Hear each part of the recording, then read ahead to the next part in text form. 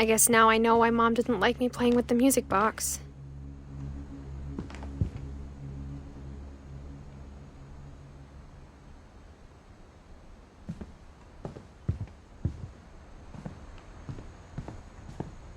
Whenever people ask me about my family, the first thing they always want to know about is Barbara.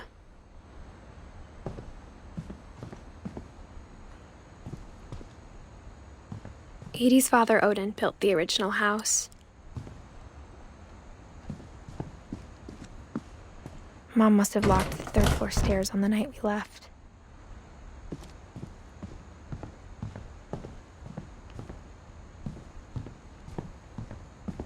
It's funny. All those times I played with the music box and never found the basement key.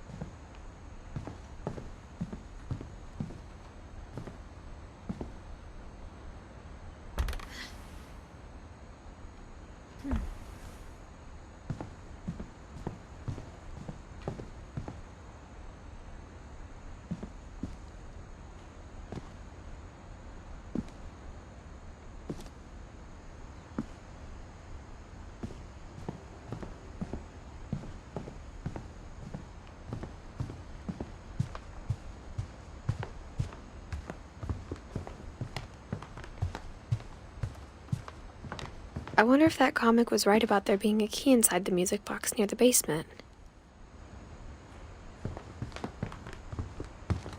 My mom was the only one of us who could imagine Great-Grandma Edie living in a nursing home.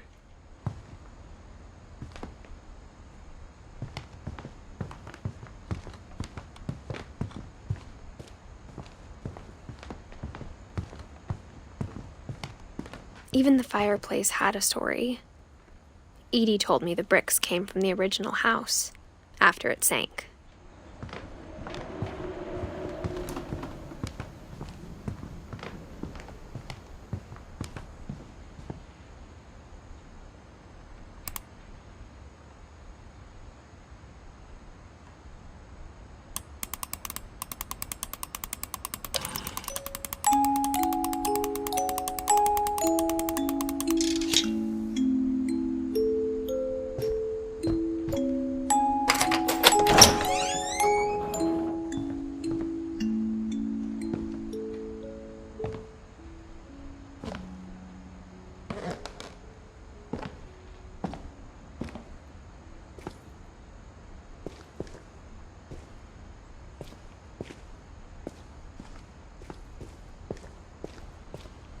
Mom said the basement was off limits, unless I wanted another tetanus shot.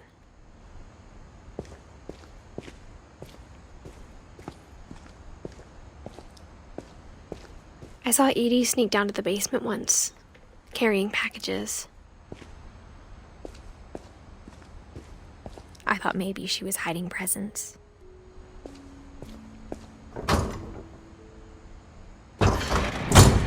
It turned out she was hiding a lot more than that.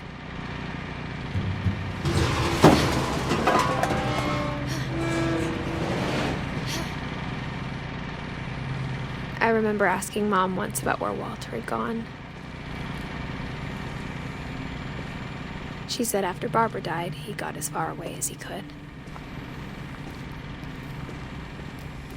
If there's a pattern in all these stories, I think it's that none of us has gotten very far.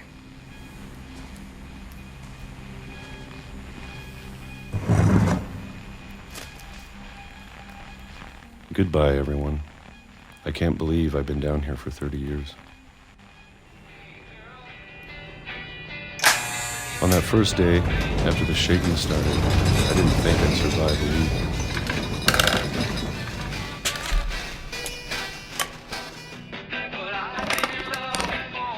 But after a few days, I settled into a routine.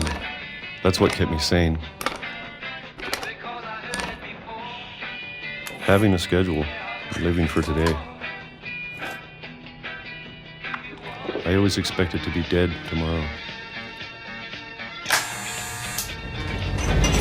But if you wait long enough, you get used to anything.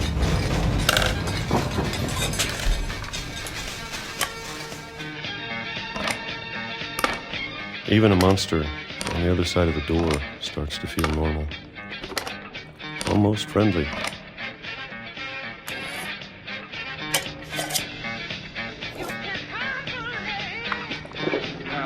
And then one day, everything just stopped. Whatever that thing was, it was gone. Maybe it got tired of waiting. Or maybe I just got tired of being afraid.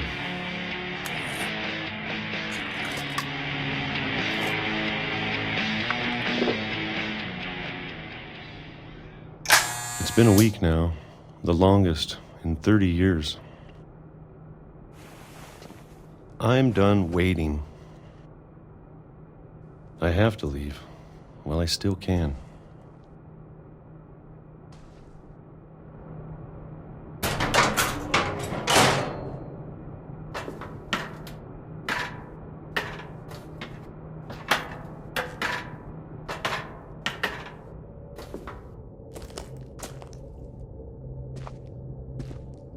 I know it's out there somewhere.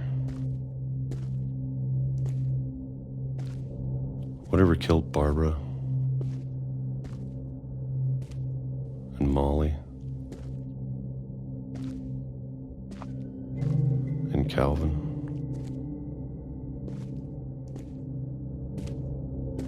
Maybe this is all a mistake. But I need to stop living the same day, even if it kills me.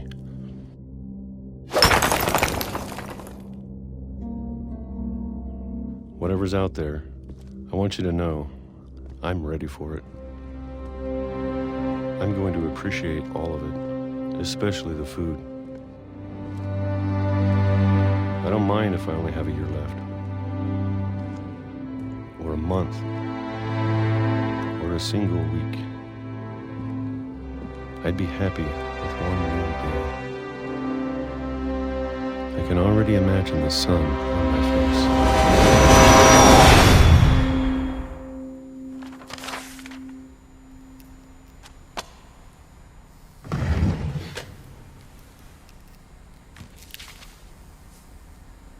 Walter died when I was 6. I can't believe my mom never told me he was down here.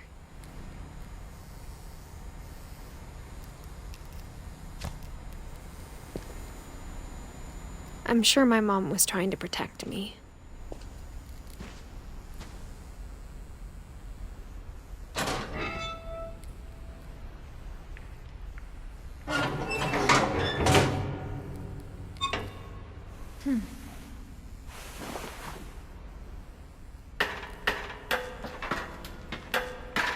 Maybe she was afraid I'd end up like Walter. But if she never told me about an uncle under the house, I can only imagine what else she was hiding. I don't want to make the same mistakes she made. Trying to bury something that's still alive.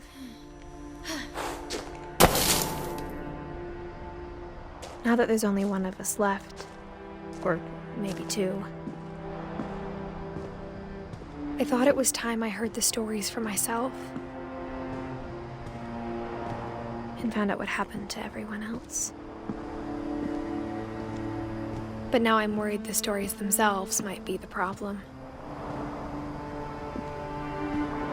Maybe we believed so much in a family curse, we made it real.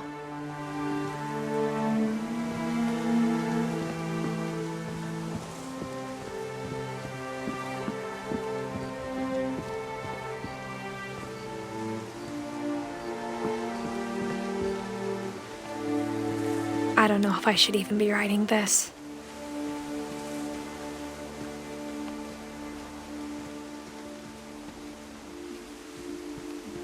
Maybe it'd be better if all this just died with me.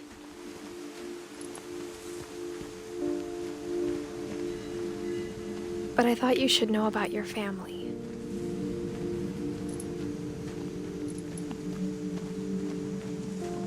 And the history you're a part of.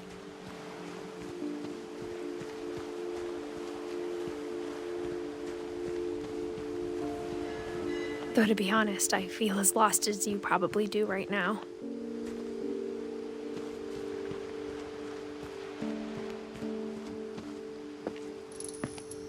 I think the people in these stories believed them, for what that's worth.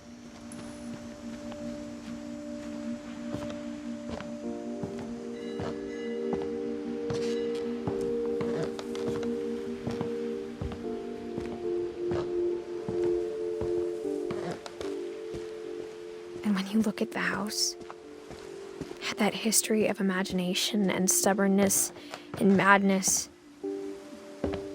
any of it seems possible.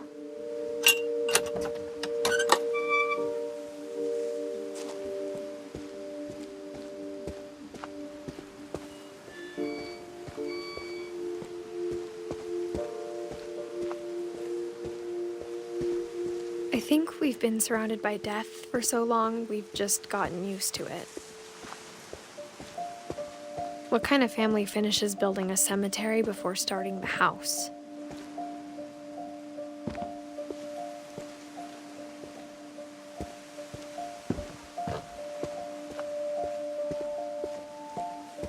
It's embarrassing for me to admit this, but the pet cemetery made me more uncomfortable than the human one. 3 of the gerbils were mine, and 2 had been my fault.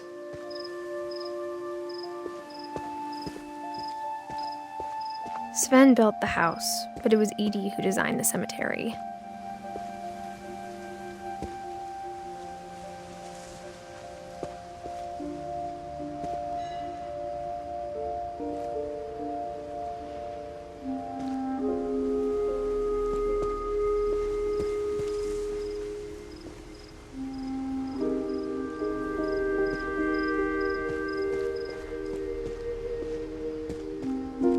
I'm sure Odin's monument had been Edie's idea.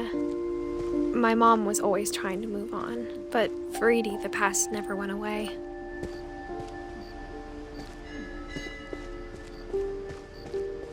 She could see it poking out of the water at low tide.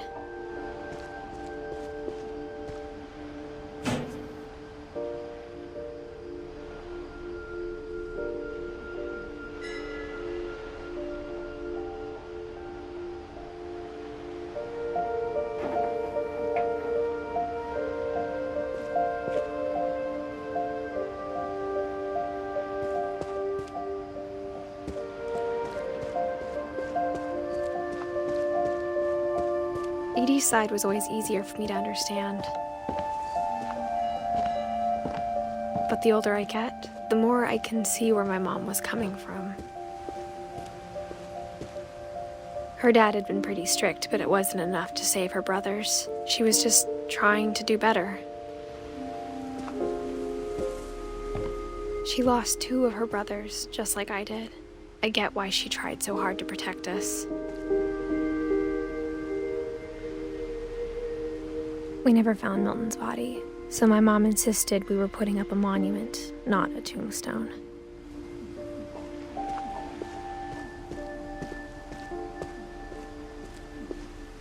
There's so many things I wish I could ask my mom now. Part of me thinks this is what she wanted all along. For me to come back someday and find everything out for myself.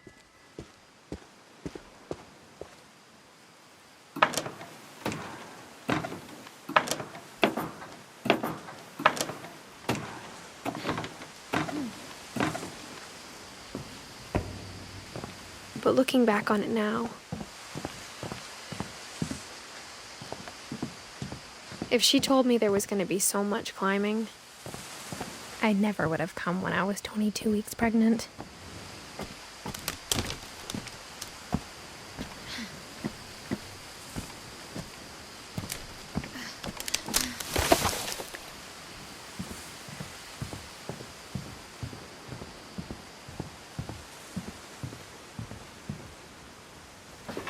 I never met Grandpa Sam, but I think he and my mom had a lot in common.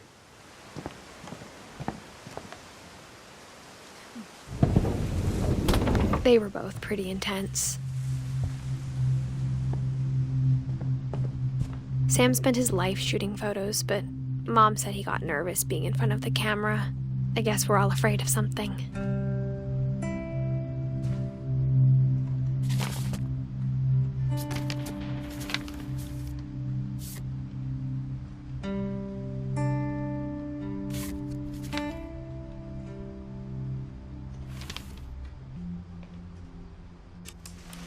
Dawn, I promise, you'll never forget this weekend. Yes, sir. These memories are gonna last a lifetime. Am I gonna have to shoot anything? It's a hunting trip, Dawn. Shooting is strongly encouraged.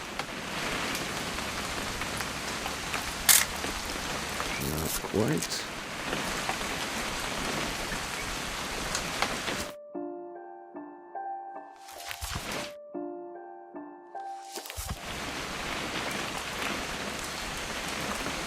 What?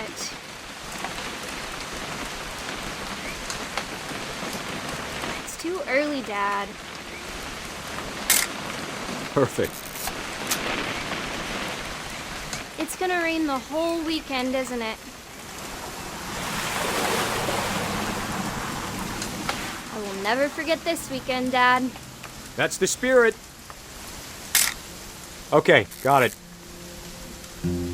I'm gonna take some pictures, okay? Just be careful. That camera's older than you are.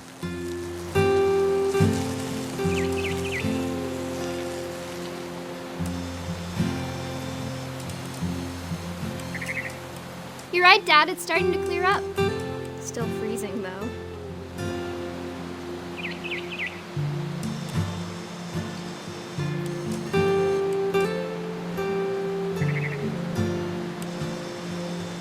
Definitely should not have drunk all that coffee. Hold still while... Hey! That's a keeper. I'm just saying, I'm not always gonna be here, Dawn. You'll need to remember this stuff, if you want to survive. I'll be fine, Dad. You know who else thought he was gonna be fine? Some guy who died. Dawn, I'm being serious. I know, Dad. You're always serious. Doesn't being out here make you want to chill out? Well, to tell you the truth, I haven't been out here in 20 years.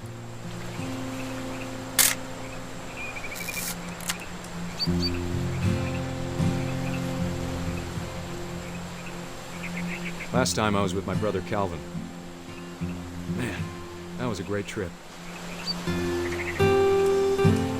Your grandpa Sven taught us how to fish. Dawn, don't you think you could find something more interesting to photograph? We found an old logging trail. There were deer everywhere. I bet if I could remember where that trail was, we'd spot a buck for you in no time. Give me a minute to check the map.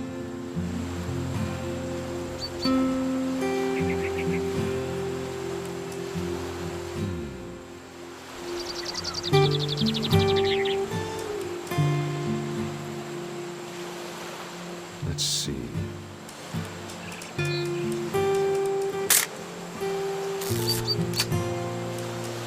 Maybe.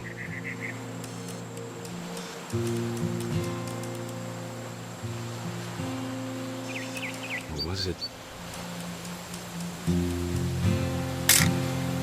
You don't need to waste any more film on me, kiddo.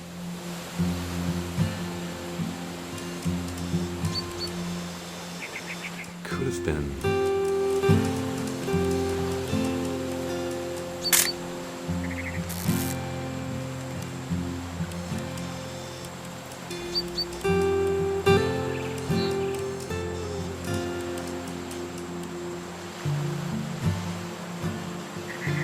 Dad! Good eyes, Dawn. Before you take the shot, let me get a picture of you.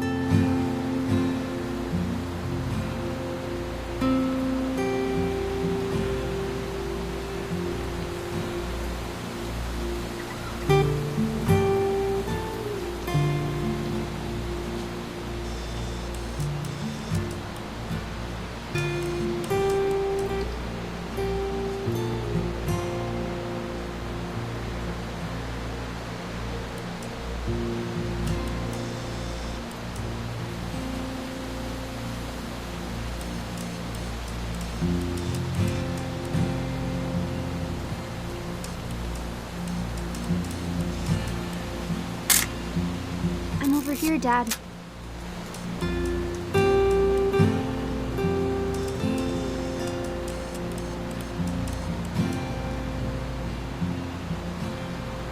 Dad, I...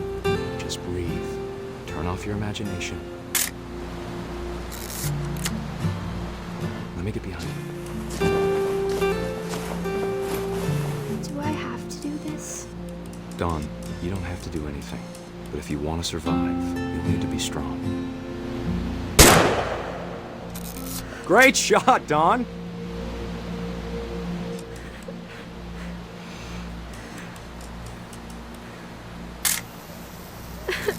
I'm proud of you, Dawn.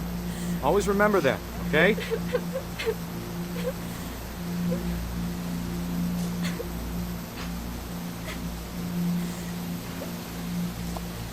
Sorry, Dawn. Just gotta reset the timer.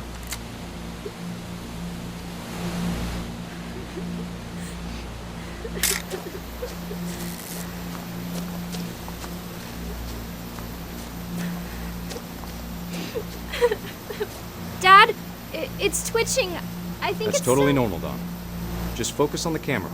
Try not to think about... Dad!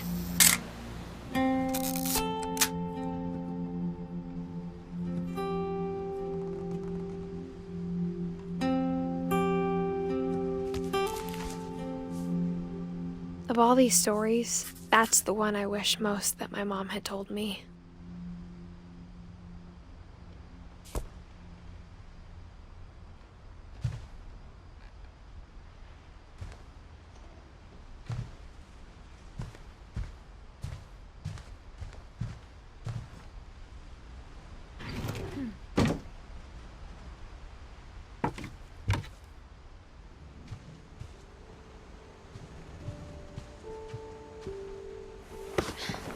After Sam died, my mom and Edie got really close.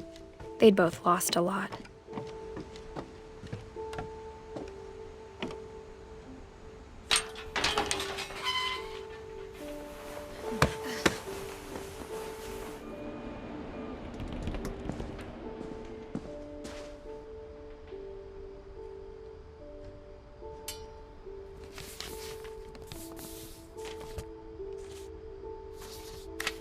Dear Kay, do you remember the way Gregory used to laugh when he thought he was alone?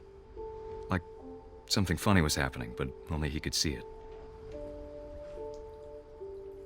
I think he saw things the rest of us don't.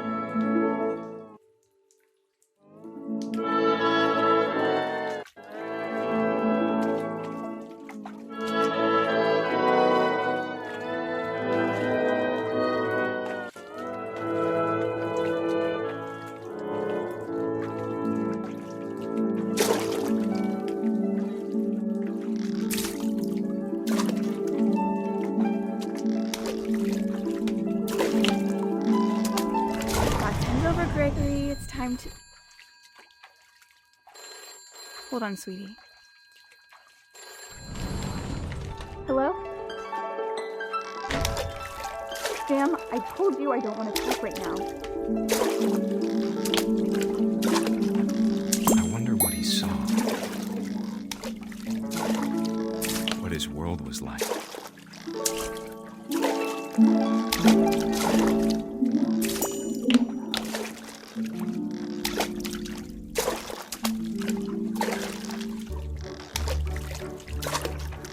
Reminded me so much of Calvin. Lost in his imagination. Whatever it was, he saw.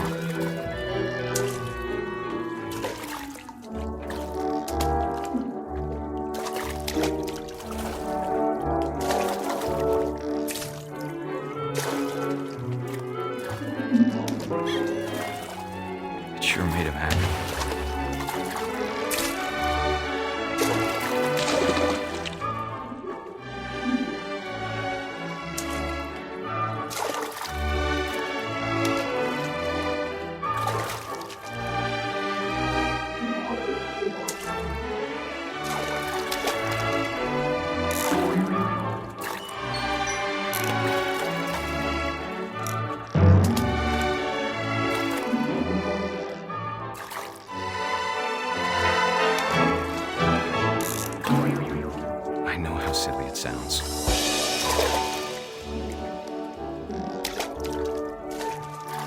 that I worried about a baby being too happy.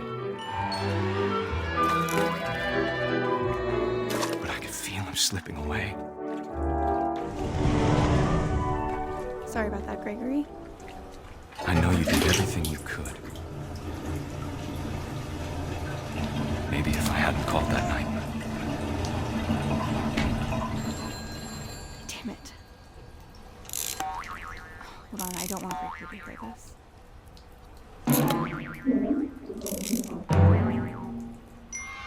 I wish he could have told us about the world he saw.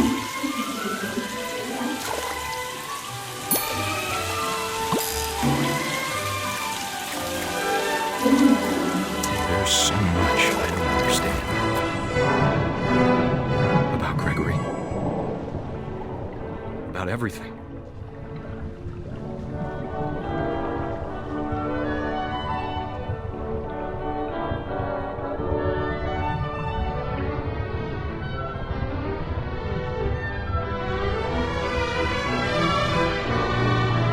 But I know what happened wasn't your fault.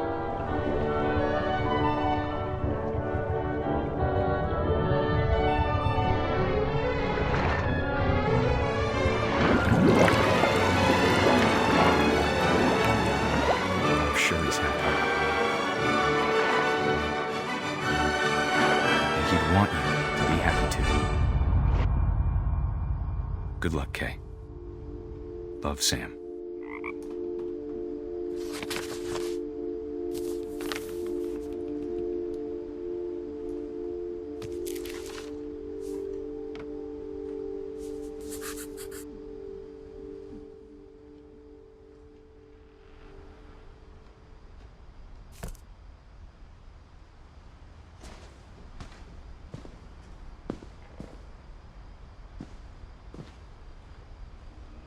I can't imagine my mom ever writing poetry, and yet A poem for Gus, who always said the wedding was a bad idea.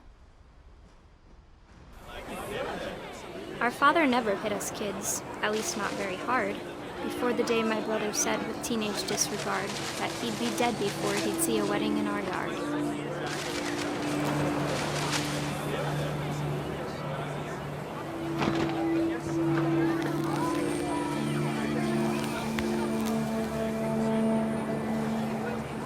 My father made him come, of course, but Gus stood far apart, just flew his kite and bottled up the storm inside his heart.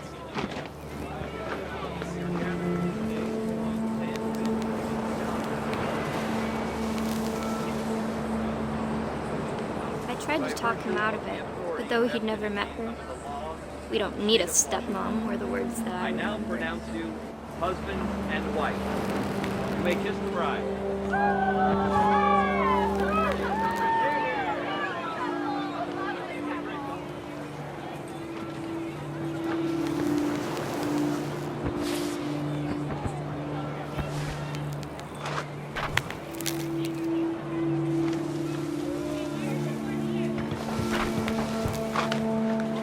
When the time for photos came, Dad ordered him to come here. But Gus declined, and as a sign held up his middle finger.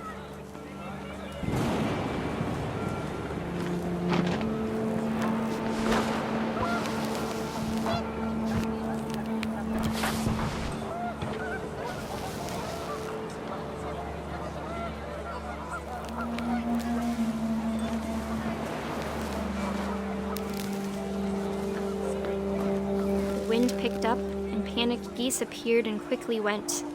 But all the humans did that day was go inside the tent.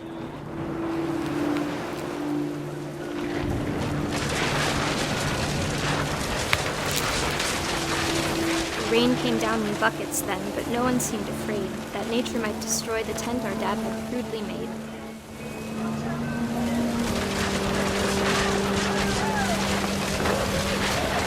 The thunder sounded much too close and full of angry power. But all my father said to this was, "Make the music louder."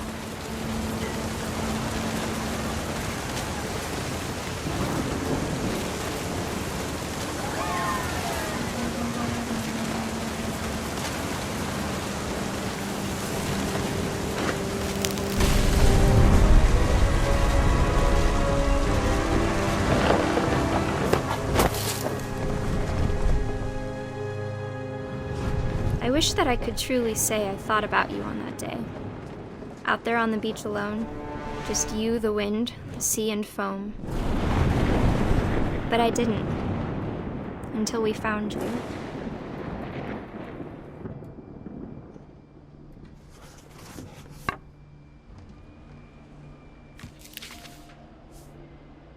She never talked about him, but Mom told me once if I was a boy, they were going to name me Gus.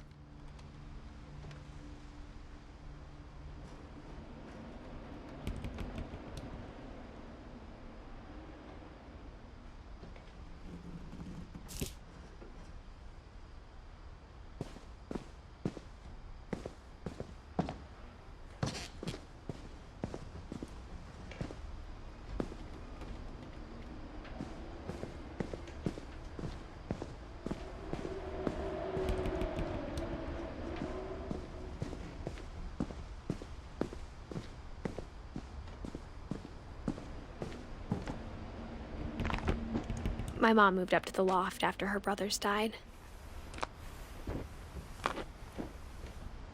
At the time, it was as far away as she could get.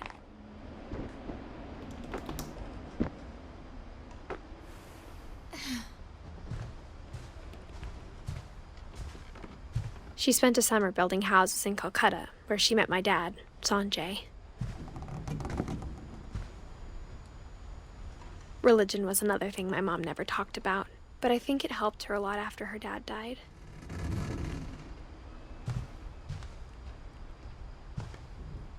My mom moved to India a week after graduation and got a job teaching English. Louis was born a year later.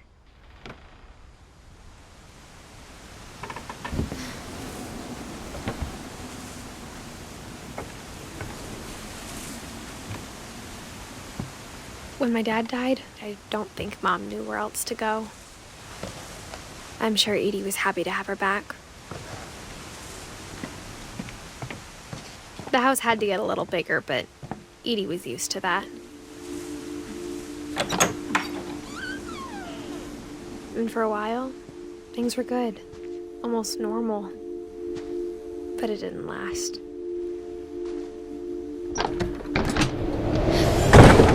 The beginning of the end was Milton's 10th birthday, when Edie gave him a castle.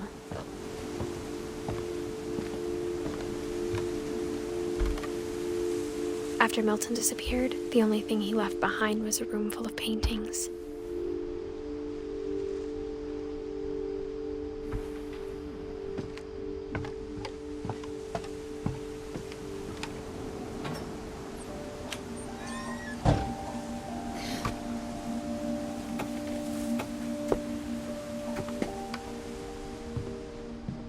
I think Edie was happy to finally have another painter in the family.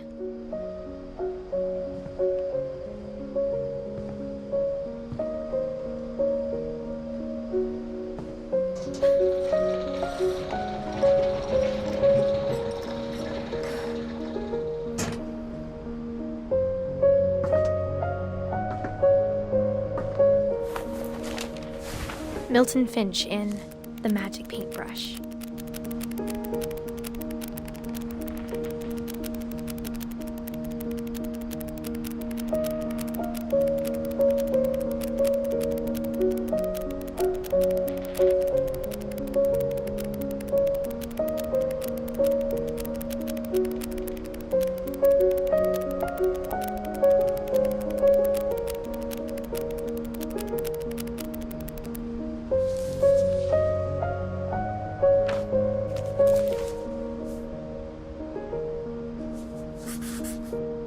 I was 4 when Milton disappeared.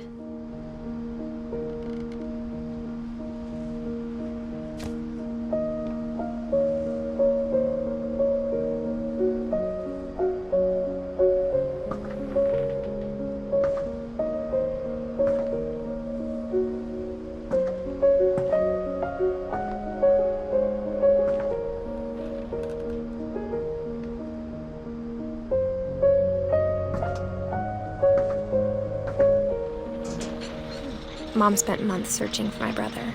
Then she sealed the doors.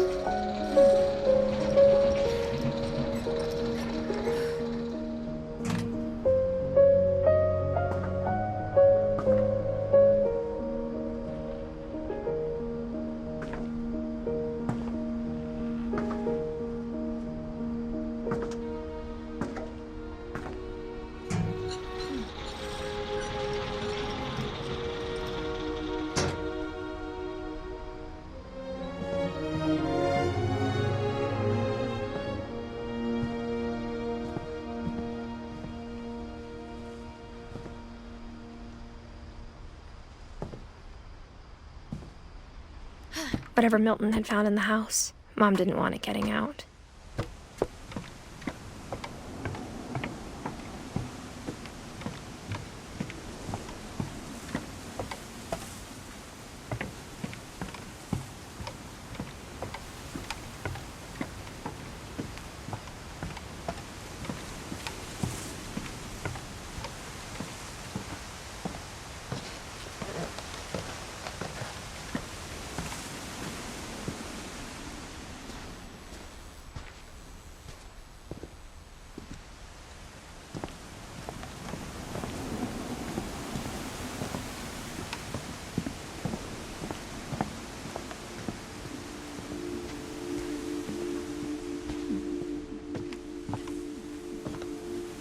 Mom definitely blamed Edie, but I think Louis blamed himself. After he graduated, he just spent more and more time in his room, until Mom got him a job at the cannery.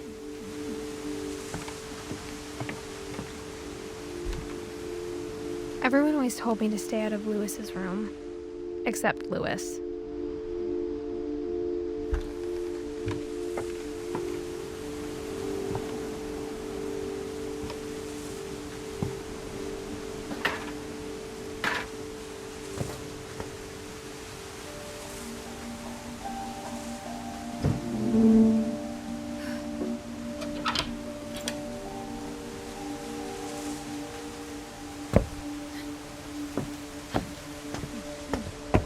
Louis's room smelled very, very familiar. That part of him lived on.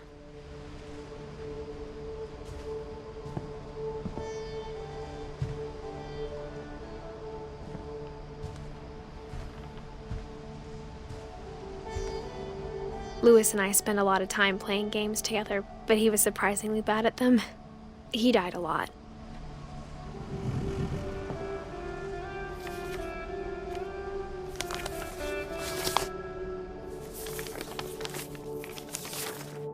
Dear Mrs. Finch, as Louis's psychiatrist, I can understand your desire for an explanation.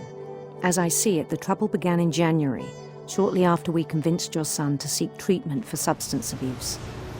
Newly sober, I believe Louis first noticed the monotony of his daily life.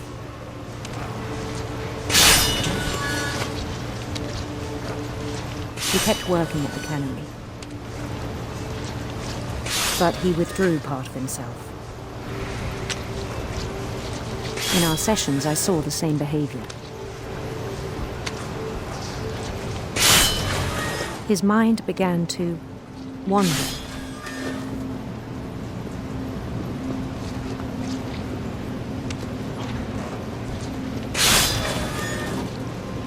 I asked him to describe it. He said he started small, imagining a labyrinth. He'd feel his way about. Then something moved. Bats. And toads.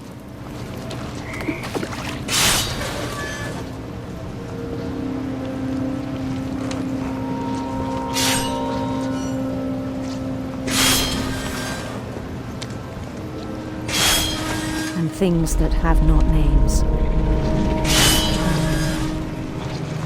He knew it was all in his head. But he took it very seriously. I had hoped he'd find himself.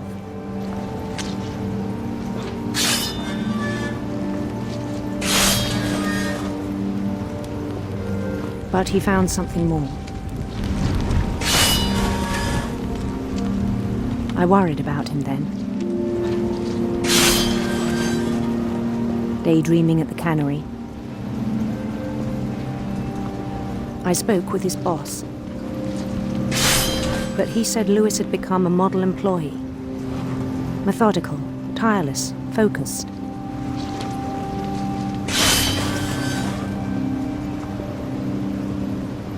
Like a whole new Louis. So I let him go on.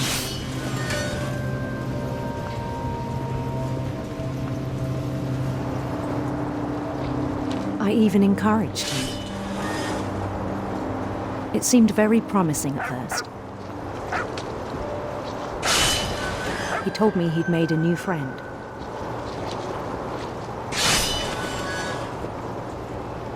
On the edge of a city he named Louis Topia. He built the city up slowly, brick by brick. Then he made musicians.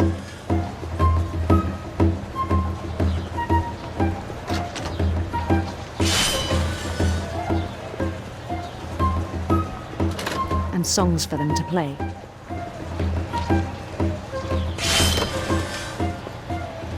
He talked about starting a band.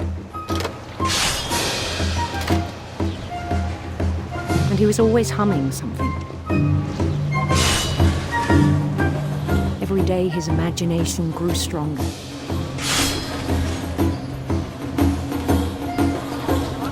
He no longer spoke at the cannery. But his chopping was as reliable as ever. Then one day it struck him that all the cheering crowds, even the stones under his feet, were all in his imagination. So he could do whatever he wished.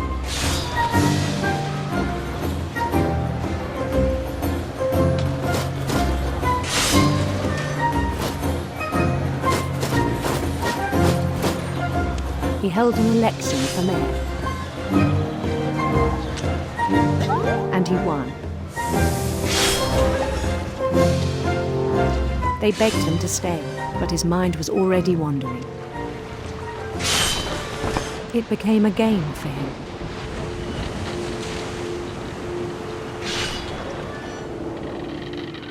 He'd conquer a city, then immediately push on. New Louisville.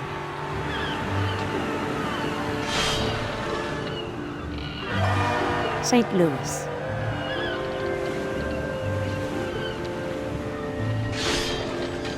He started drifting away from our reality.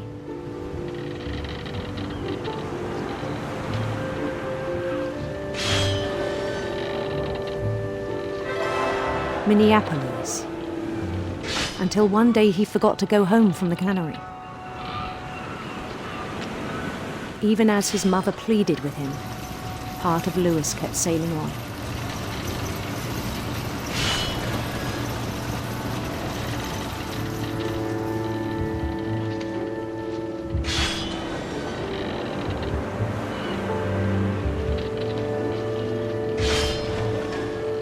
In Louisburg, he heard rumors of a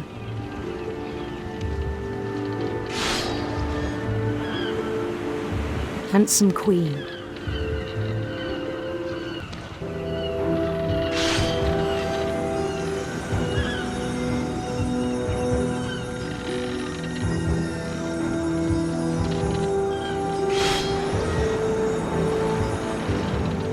The queen was on her own quest for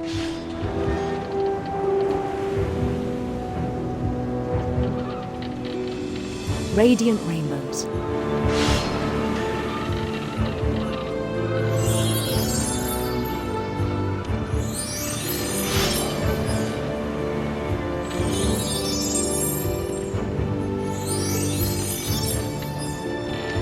He followed the sound of her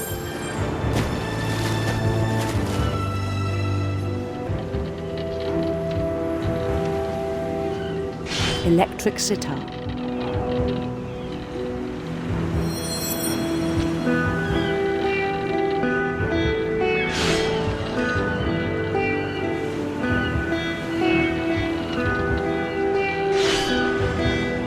His chase led him to a golden palace east of the sun and west of the moon.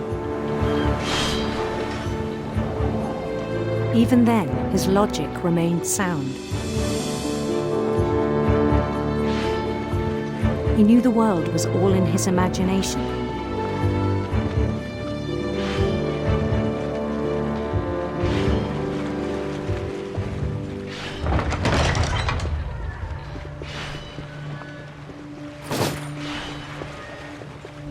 But he was so proud of having created it. In his own eyes, he'd become something greater than a king.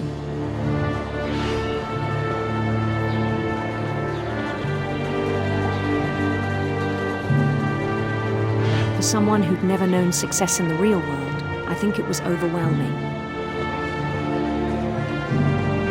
And then it struck him that the real Lewis was not the one chopping salmon, but the one climbing the steps of a golden palace.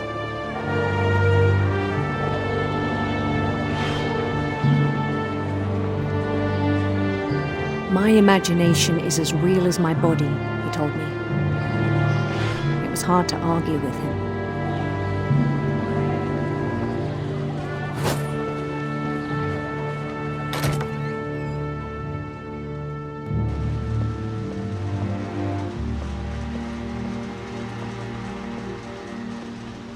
He began to forget the world we know.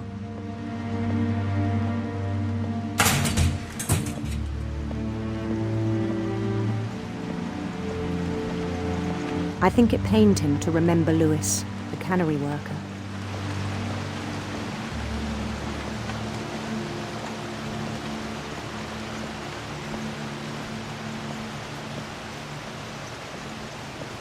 He began to despise the man with a royal contempt.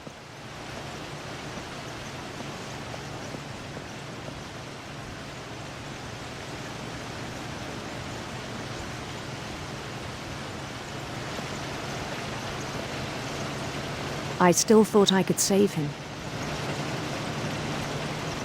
Even after he said he was being crowned king over all the lands of wonder. The palace would be packed with his companions.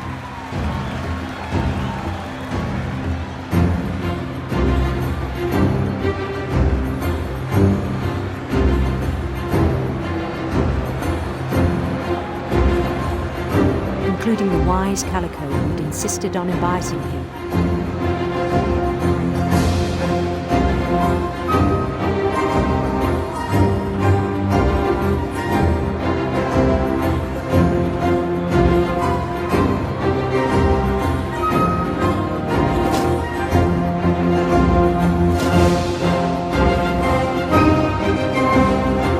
His queen waited, holding his crown.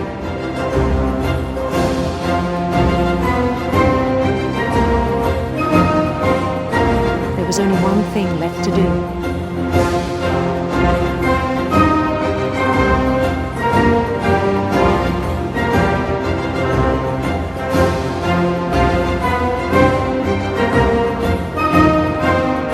Bend down his head.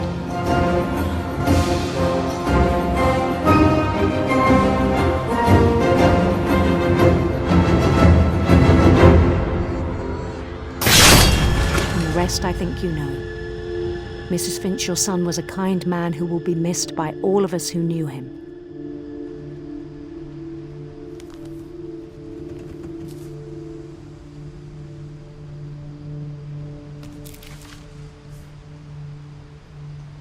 My brother was really cool. I wish you could have met him.